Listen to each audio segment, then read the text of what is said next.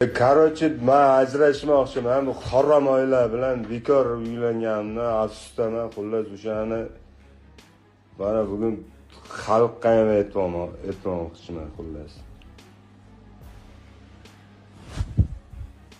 Ya onang etdan tarqagan haromi, chort namanganlik musorlar bilib. Bilmay uylanib qo'yman, ha, o'zim.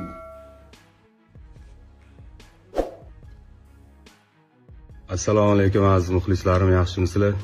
Kecha ozgina oilaviy xotinim bilan Mansanga borib, ozgina xunuk ishlab ketdi, ozgina urushib qoldik.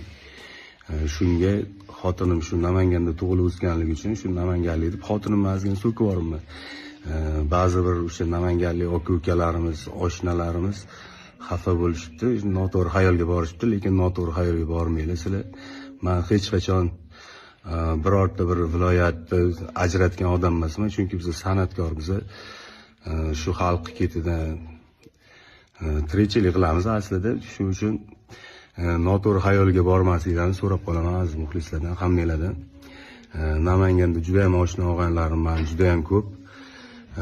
Qaynatamni ham juda hurmat qilganim uchun shu Namangandan uylanganman o'zi asli. Sizlarni juda yaxshi ko'raman. Sizlarni hurmat qilaman. Yurakdasizlar namanganliklar. Hech qachon unaqa noto'g'ri xayolga bormanglar men haqimda. Men sizlarni bir umr xizmat qilaman.